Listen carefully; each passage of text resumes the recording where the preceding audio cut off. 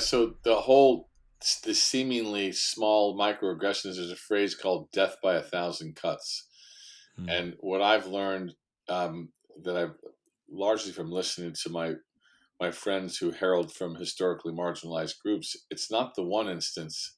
It's the instance after instance after instance after instance after instance after instance that has you ultimately cover, compromise, shift, change, adjust, which takes a lot of energy, and eventually may have you pick up your things and go somewhere else. And so Mm.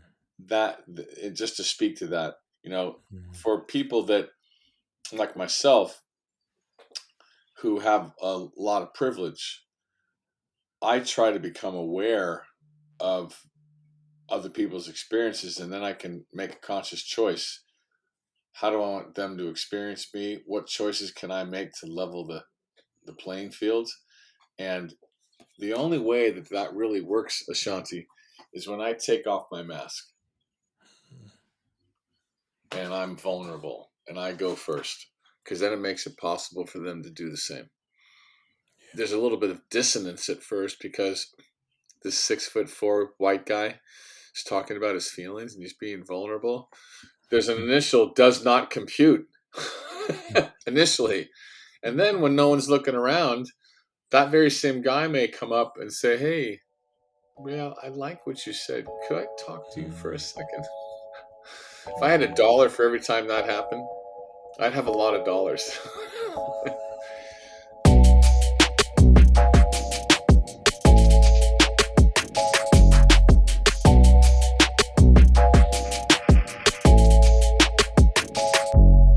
Welcome to the Taking Off the Mask podcast. My name is Ashanti Branch, and I'm really glad you joined us.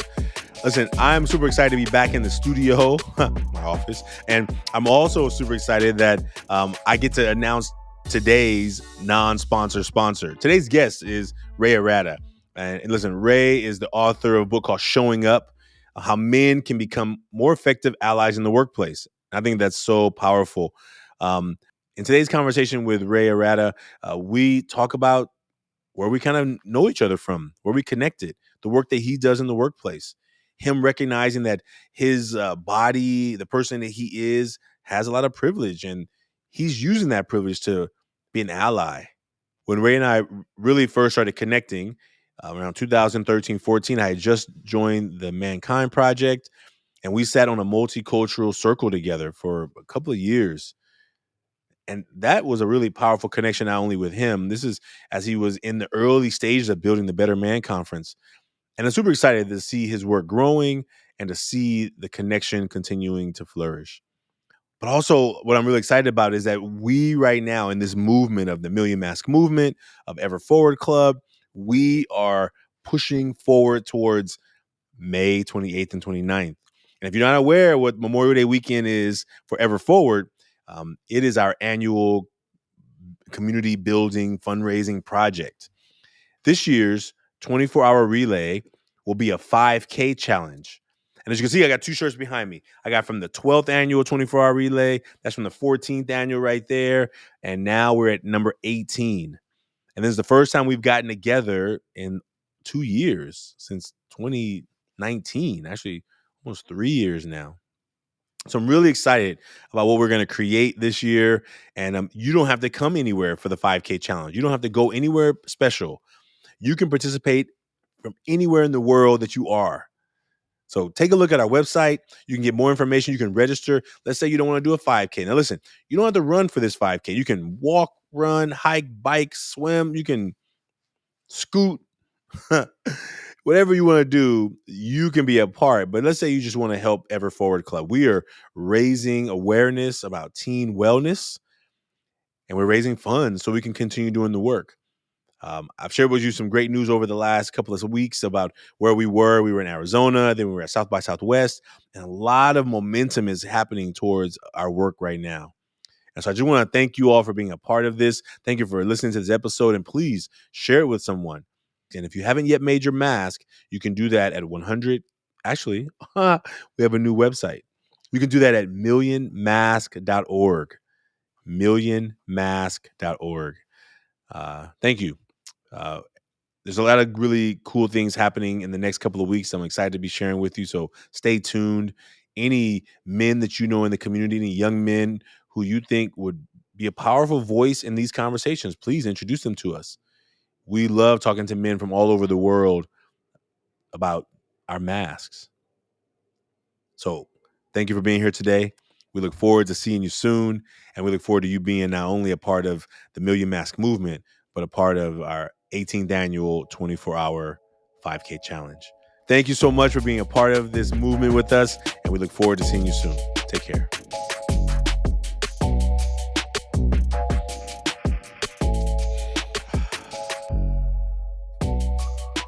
Welcome to the Taking Off the Mask podcast. My name is Ashanti Branch, and I'm really glad you joined us today. Today's guest is Ray Arata. I am so glad to have this conversation. Ray and I have known each other for several years now through some men's work and through this work with supporting men in the world in lots of ways. So welcome to the show, Ray. Thank you, Ashanti. It's good to be here once again in yet another format in this virtual world we're temporarily living in. I can't wait to see you and give you a big hug. Yeah, man. I can't wait till we have a real studio. Like right now, this is the studio. You got about that size of window right there. That's all the studio is. But soon we'll have a studio with a table in the middle. I'm excited. I'm looking forward to that moment too, as well, man. How about you just tell folks about yourself? What things you want people to know about you as we begin this conversation? What things are you working on in the world? And then we'll jump in. Yeah, so thanks for that. So, what comes to heart and mind first is that I'm a heart-centered man. That's what I want you to know. That I'm connected to bringing my gifts to support men to be better, and this comes from me doing my own men's weekend in 1999 with the Mankind Project. That's where I met you. That had me um, go through an initiation, a healthy initiation, uh, to understand how the pained little boy in me was driving the adult bus and that it was impacting people around me. And so once I did that and I joined a men's group, and you and I actually sat in a multicultural men's group for a little bit, um, it was like going to the emotional gymnasium because life comes at you all the time, and one weekend is not gonna do it.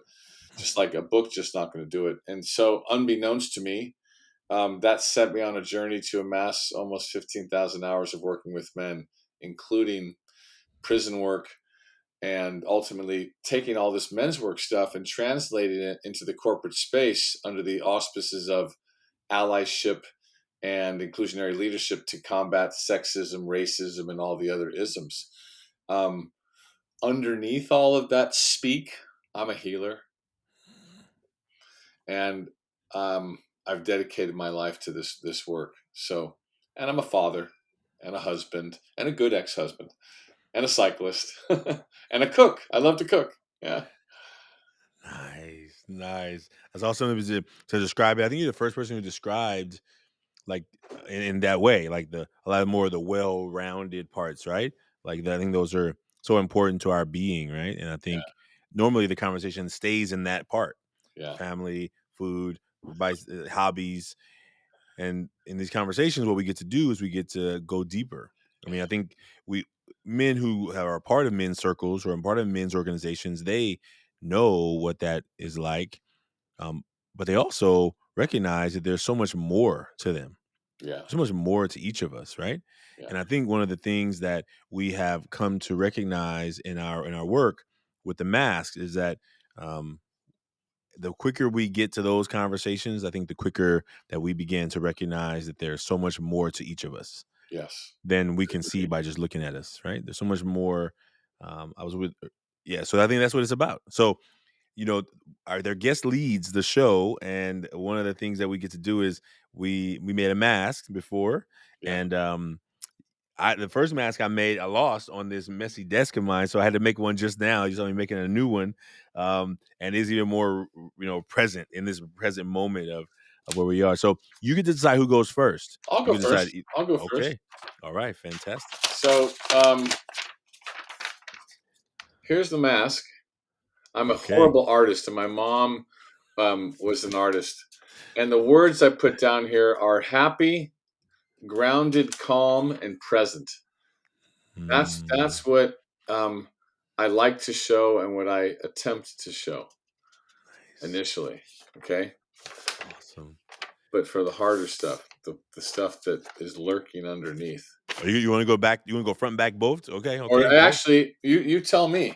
I'll Was follow. that good? No, no, no. We let the guests decide. You can go front and then back, and then I'll do front and back, and then we go Yeah. from there. So Okay. underneath that veneer, because Yeah. I can do that veneer pretty good. It's authentic, but sometimes it hides stuff. So Yeah. what I don't want you to see is that I'm afraid, that I sometimes feel like I'm not enough, or that I'm alone. Mm. Yeah. Will you bring that a little closer so we can see the word? Oh, Yeah. beautiful. Thank Yeah. you so much. Yeah. Ooh-wee. I didn't draw a picture for that. No, no. Yeah, not one needed on that one. Not one needed on the back. I thank you. Thank you for that. Thank you for those. Thank you for talking about the veneer, the facade, the mask. I mean, what we're talking about in this work is that work. And so, all right, here we go. And I kind of want to add a word here too, but I'm gonna add it as I talk about it. So here's the front. Here's the front of the mask, and Serious, that's what it looks like. You dedicated, look hardworking.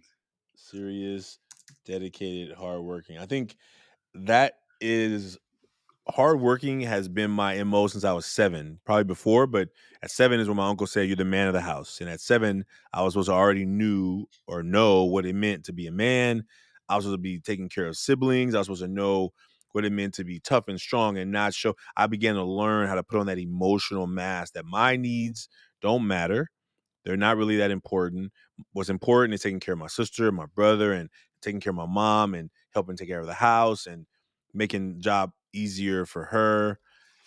And it began that messaging subconsciously, not really from her ever saying, "Don't tell me your problems" or "Don't tell me what you're going through." But I could always tell she was always tired and always exhausted and always on the edge of like some explosion, right, emotionally. And so I was like, well, I'll just keep it to myself. Whatever I'm going through in school, whatever I'm happening over here, you know, situation with friends, I just kept it to myself. So those are the things that I think the hardworking, and I think because I'm serious all the time, like I really like to laugh. I like to have fun. I laugh a lot more by myself than I do in public, with others. I crack myself up. I'll hear some joke and I'll be like, that's so funny. And then like when I get into the office, I'm like, boom. And I'm like, what's this? Do. And Yeah. I'm learning how to like take a breath, Ashanti. You can laugh at work. You can laugh, right? Like, but because I got my dreams are so big, sometimes it makes it hard. And I think the word I didn't put on this one, which I totally am, and I want to show more of. I'm doing my best to show more of it. Is how caring I am. Mm, I think I'm a really caring person. I actually deep down, all of this hard work is because I care so much. yeah. Me working to try and build this organization is rooted in me caring a lot. So anyway, that's the front. The back now, serious, dedicated, hardworking man, and the back. How ironic that this happened today. Okay, so here's the back that I just came up with right here. Overloaded Overloaded, warrior, warrior. versus warrior. Like I'm being more of a warrior right now than I am a warrior, and my brother's in jail, and I think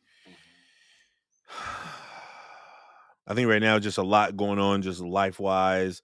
Um, feeling like I got this trip to South by Southwest coming up. My mom's health is having issues.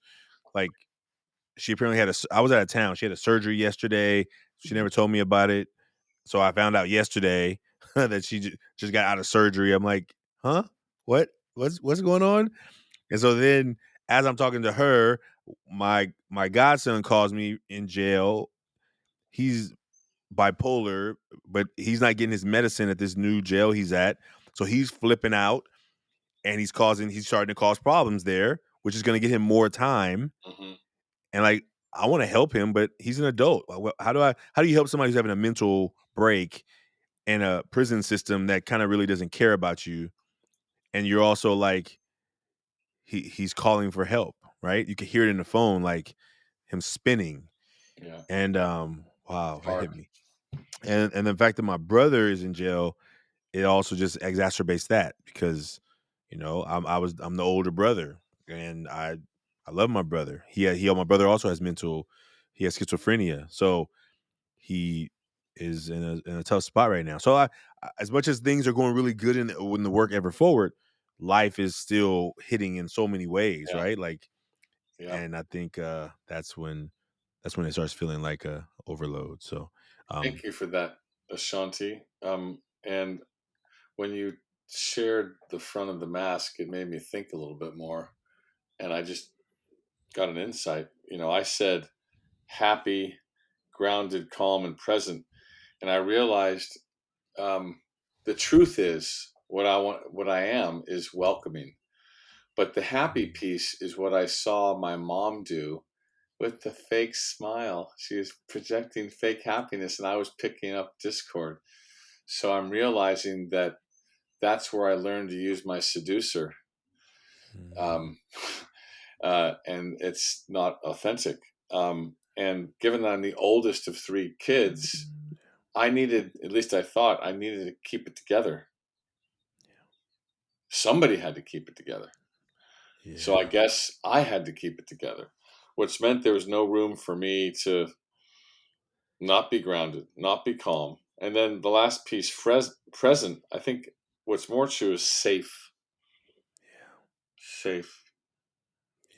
So, and I have a brother who, that kind of tugs at my heart, who really needs to do the men's weekend, and he's about to be homeless, and he's living downstairs with my dad, and he's got four kids, and one of the kids had a kid, and he just doesn't know how to show up and be a dad. And him and I grew up in the same room, in the same house, with the same parents. yeah. It's I mean, tough. that's a powerful one, and thank you for sharing about your brother too. I think, as oldest, I don't know if this is common with every oldest. The idea is that, yeah, why is my brother struggling with so many things, and I don't want him to have to struggle with those things, right? I mean, I was the first. Like, I went to college. I tried to set an example for my siblings. My brother didn't. That wasn't the route he wanted to. It wasn't his call, right? But it wasn't his call to really do much positive. It was constantly a battle. It was constantly a battle, and I was like, I love my brother, and I think his first incarceration situation happened when I think he went to jail. I think I was in college, maybe right before, and I remember every summer my mom wanted to load us all up in a van and drive over to this program, the Rites of Passage program over in Nevada. I mean, it's like that's a long drive. I don't even like driving to. I don't like driving an hour to San Jose. You Yeah. know what I'm saying? I don't. If I only get in the car when I need to go somewhere. Like the car is. I love it. But even when I was in high school, my friends would be like, "Let's go driving." I'm like, "Where are we going?" They're like, "Oh no, let's just go driving around." I'm like, why would anybody do that? Why would you just go why would you just go drive why would you just go drive around if you have nowhere to go? Like, and still to this day, I'm like, hey, where am I going? I'm going here, there, right? People would be in the car, they're like, oh, let's just go wander and meander around. And so even like knowing having to go visit him and as a young kid, being irritated a lot of time, trying to like find a way to be happy so I can make my mom happy. But deep down, I didn't want to go. I don't want to go. I don't want to go see him locked up. I didn't want to go be driving that lunch. I didn't want any of that. But knowing that sometimes we do what we have to do, even if it doesn't maybe feel good, right? Even if it's not deeply in our soul that I'm doing this because I want to, but maybe I'm doing it because I need to, or I feel I have to, right?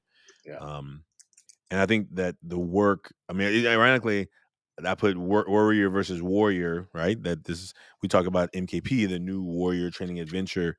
Like how many times have men come to those spaces and realize it's difficult, it's challenging, Yeah. it's hard work.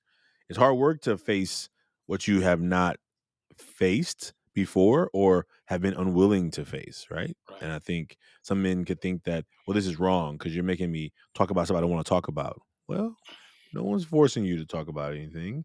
You may feel the pressure because you see how willing other men are, and now you're feeling the pressure, but maybe you're calling it being forced, but And I think how oftentimes that when I meet young men who come into Ever Forward Club who've never been asked, like, how you doing for real? Like you said good, cool, fine, okay, but tell me more about that word. What does that word mean? Yeah. Right? Or where are you hurting?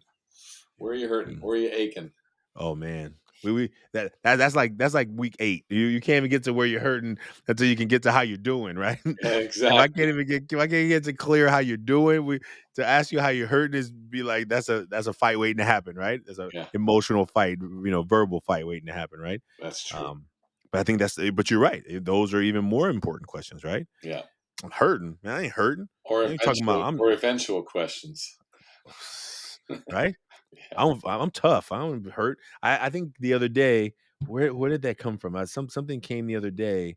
Um, oh, I forgot. I'm not remembering who said it, but it was a youngster, and they were like, "Man, I forgot how they got mad. They got mad about something. They got mad about some question they got asked, Yeah. but the idea was, I'm like, so does that? How are you? What was making you upset? What about that question making you upset? And they were like, well, you kind of all up in my business, and I'm like, well, I mean, everyone else is answering it. We're not like pointing you out to be the only one who answers it. We're Right. kind of going around the circles, our check in, right? Yeah. Tell me about that. What about that question is getting you so fired up? Because don't answer the question. Forget the question. Tell me about the feeling about the question. Because something is even just the hearing the question have got you already riled up. And I've told you don't have to answer it, but you keep saying that you're being forced to answer something. And I think it's that pressure that we get. And I think deep down, as humans, we want to connect, right? Right. I mean, I think, and when we find a space that other people are connecting, maybe it just makes it harder for us to know that, oh yeah, my stuff matters too. Yeah. On an unconscious level, these young men, this is my story, uh, have a made up story, unconscious and unconscious, about the risk of being vulnerable based Hmm. on probably family trauma. And so their experience of sharing their business or being truthful is associated with some prior hurt. Thank you, Angel. Yeah, yeah, So, yeah. So,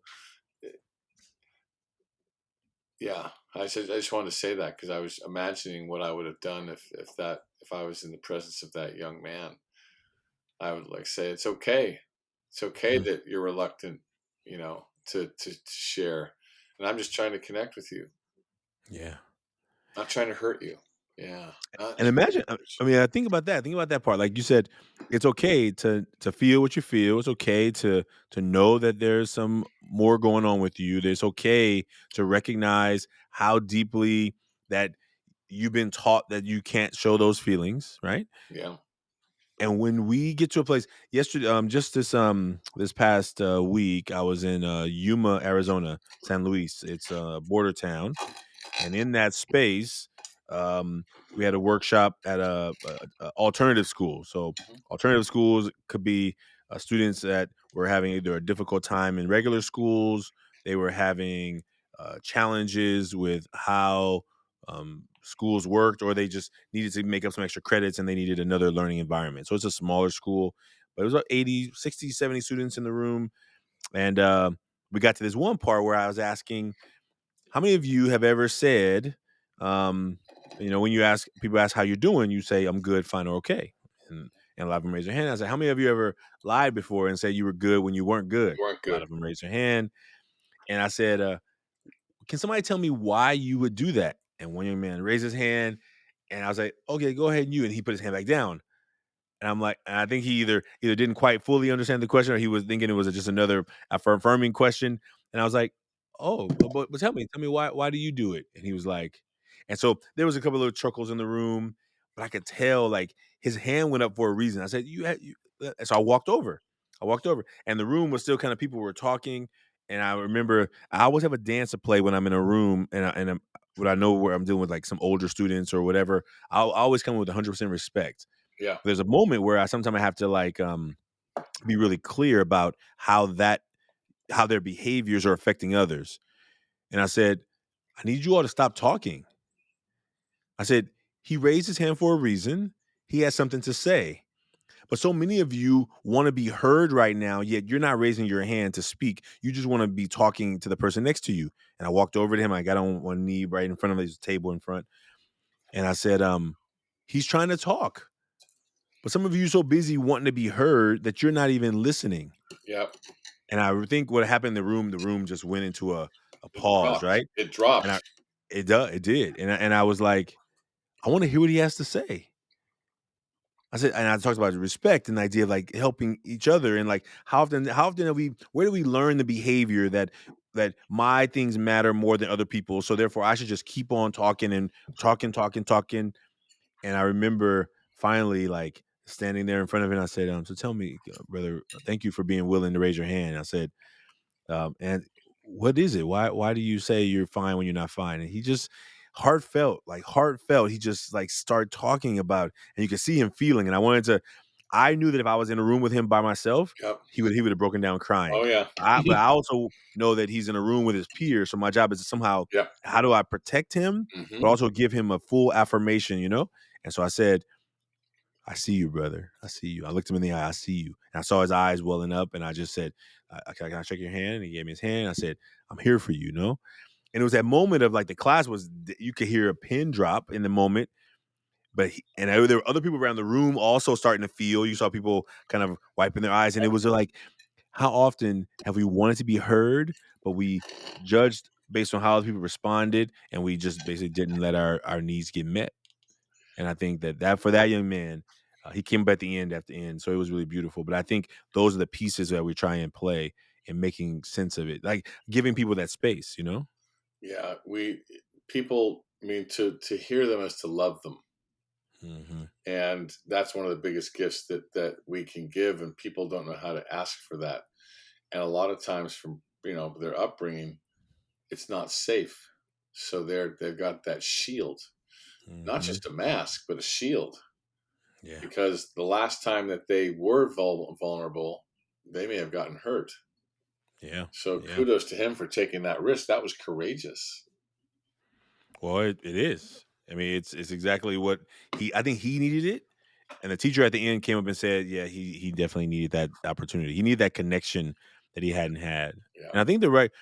So let me ask you this: as you are doing this work now, as it being your life mission, Hmm? like, and we don't know, this is just a question connected to the work. So, how do you see the support of helping businesses, people in business, men in business, people in organizations that are trying to make it more equitable? How do you see these masks showing up? How do you, as a practitioner in this work, as an author, right? But say like the book is a part of your work, right? So how do you see it in play in these organizations? The So masks. what I see in work and in communities is that most men are unconscious and they are borrowing from an old playbook of what it means to be a man. So there's a command and control, patriarchal, my way or the highway uh, way of being inside corporate America, and because men often aren't feeling the pain of microaggressions the way that women and people of color and any marginalized person feels, they're unaware, and so we continue and visit upon others what was visited upon us. So it's a huge lack of awareness that anything besides us is going on and that other people having other experiences. So Mhm. that lack of awareness perpetuates behavior that was much more tolerated with that is much less tolerated. And so now, um, given the fact that we've had Time's Up, Me Too, COVID, Black Lives Matter movement, they've all formed what I call the perfect storm that has shined the light on the majority, men. And so, as Tony Porter said, why is it that this huge group of men allow this little minority of men to control the narrative, the bad apples, the predators, the ones that sexually harass, the ones that are racist, etc. And so right now, a lot of men are going, what do? I don't want to be associated with that. I want to be a good person. And because of that, um, all of these men are learning and wanting to learn how to take off the mask that has not been serving them. So, Mm. when we had you do this at one of our Better Man conferences, I remember looking in the chat and seeing man after man after man talk about what a relief it was to take the mask off and to reveal and to be witnessed, right? That's healing in it before our very eyes. And I believe those very same men in corporate, they have fathers. They were little boys in the schoolyard, just like you're talking about when we were younger. And some of them grow up with pain unexamined, with pain unhealed. And so Mm. they might revisit that in the form of bullying. I have a number of assignments right now where I'm an ally to women of color and a particular white woman who is at the affect of a bunch of men. And they need me to support them and or to stand up to them and or to find allies in their organization to change the narrative. Mm.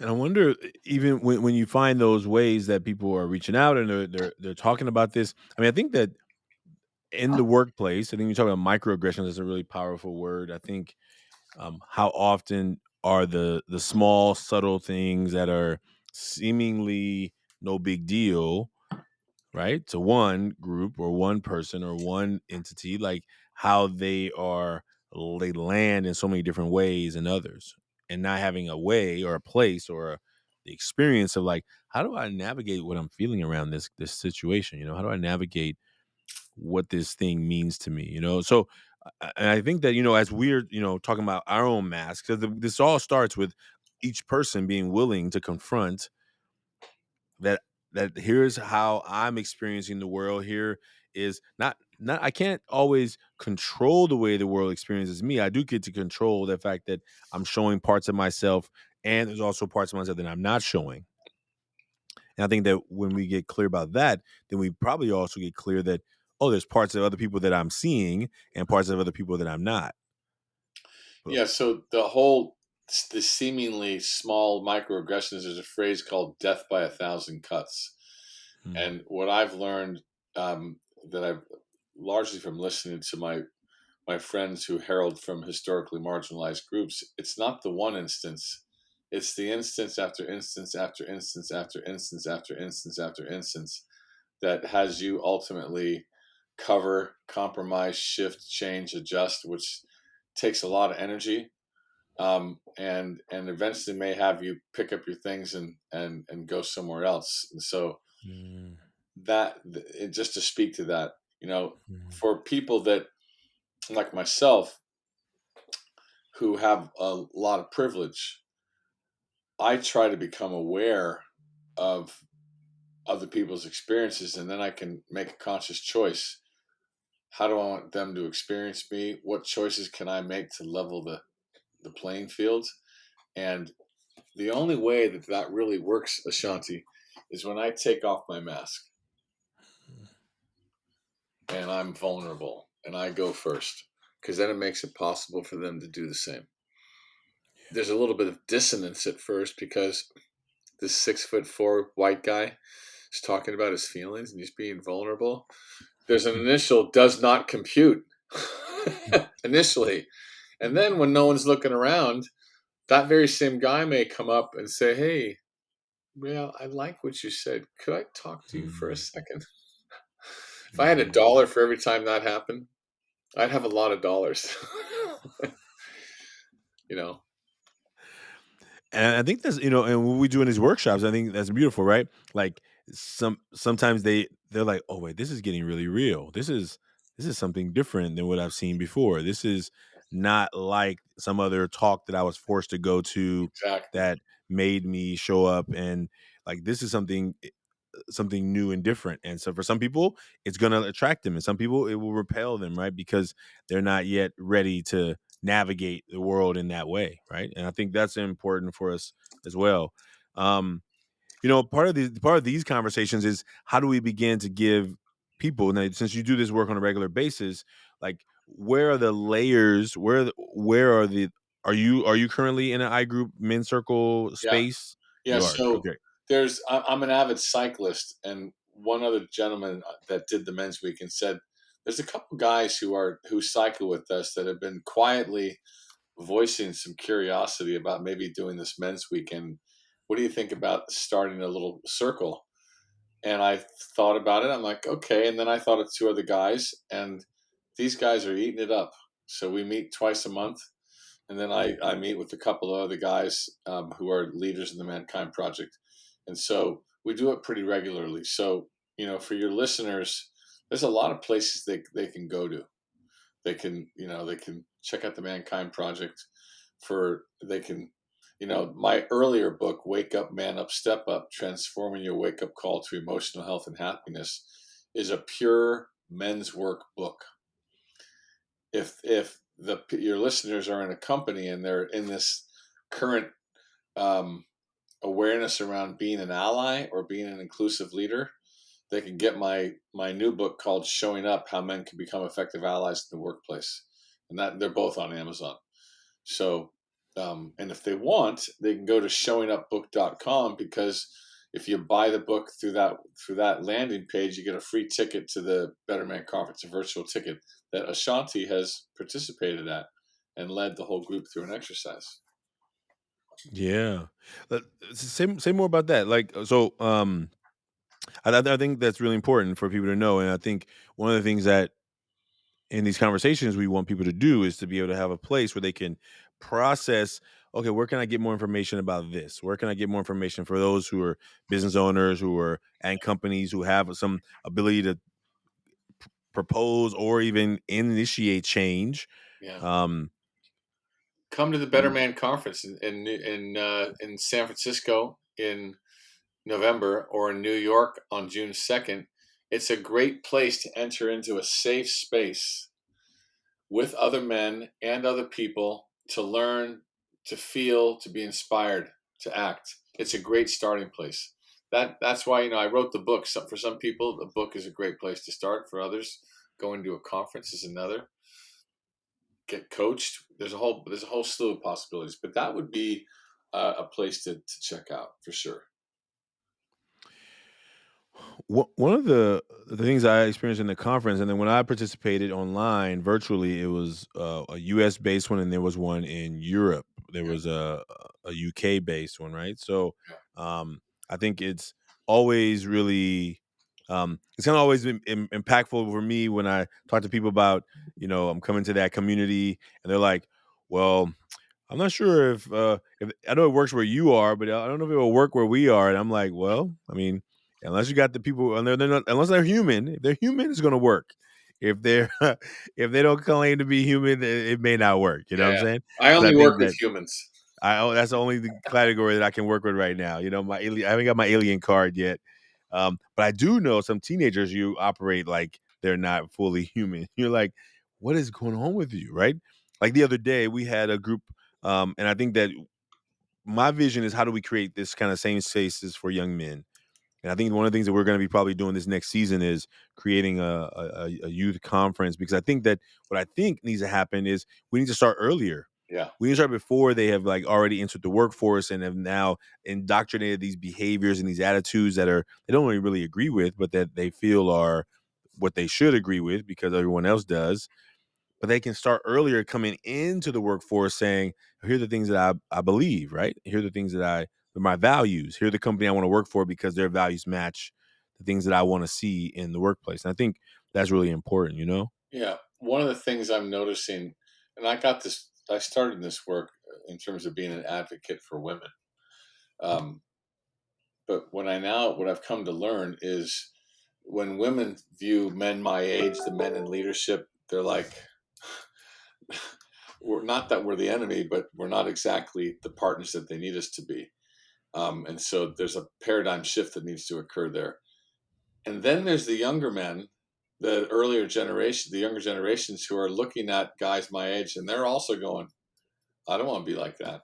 So to me, there's plenty of reasons why guys my age need to shift and do their part to create a truly inclusive culture.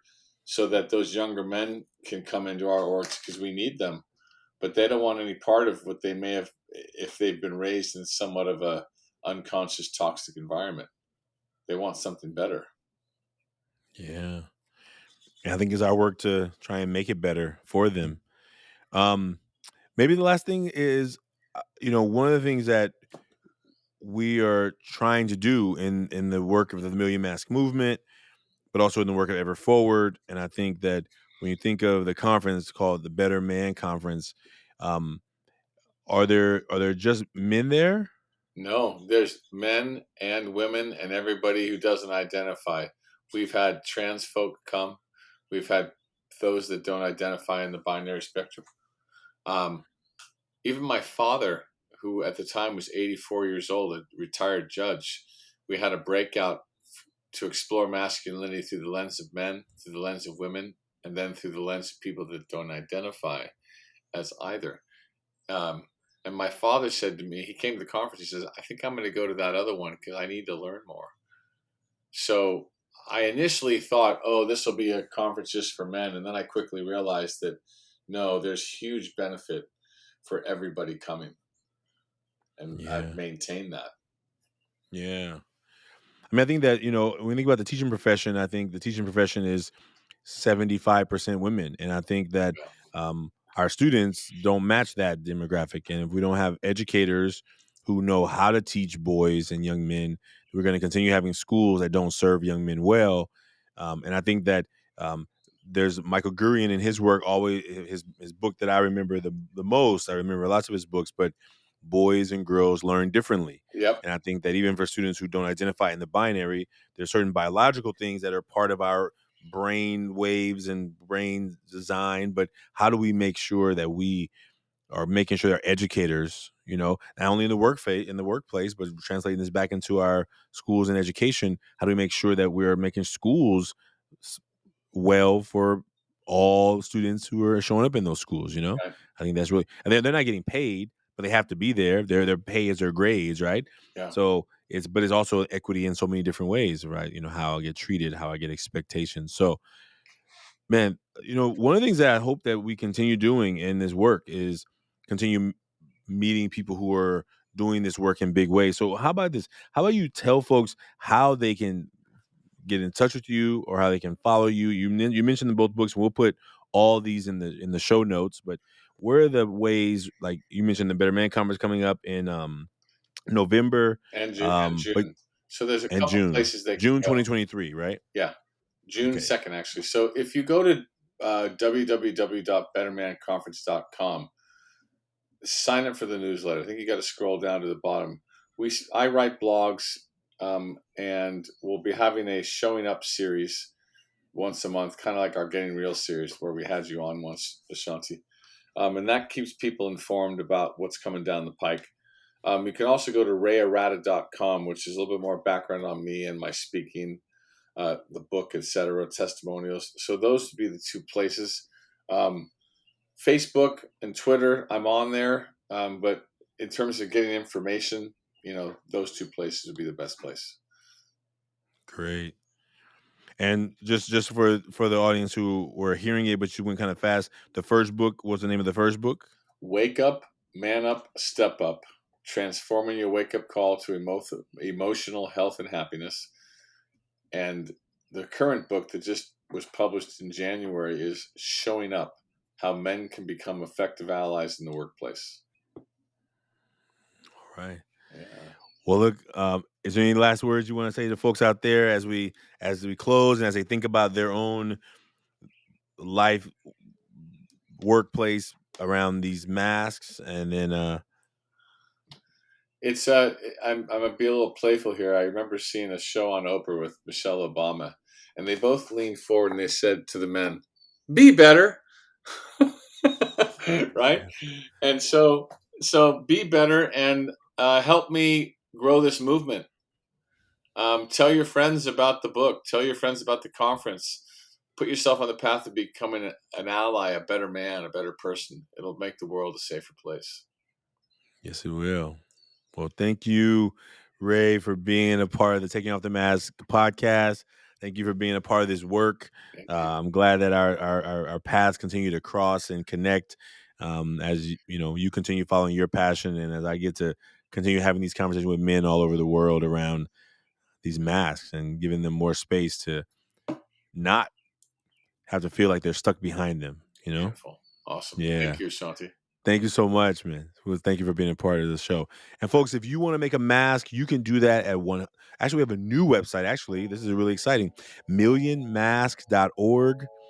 millionmask.org. You can go and make a mask. We have a new site that it just got launched like a week ago. We hope that you will make a mask anonymously.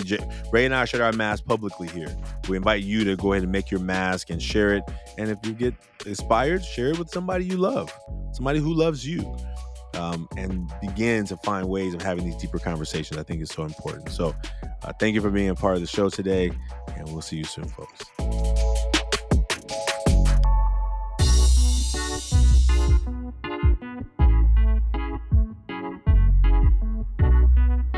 The Taking Off the Mask podcast is produced by Ryan Louie. Editing, videography is also by Ryan Louie. Graphics by Kelly Wong. And a special thanks to the team at Ever Forward, Vanessa Cortez and Kevin Romero. And I'd like to thank everyone who's been a part of the creation of this podcast. As we hit this 1-year anniversary, we hope that everyone who's been a part knows that they're a part of the Taking Off the Mask experience. And we look forward to you being a part of it as well. If you liked what you heard today, please like, subscribe, and share. And we look forward to us continuing to offer conversations that matter. Take care. See you soon.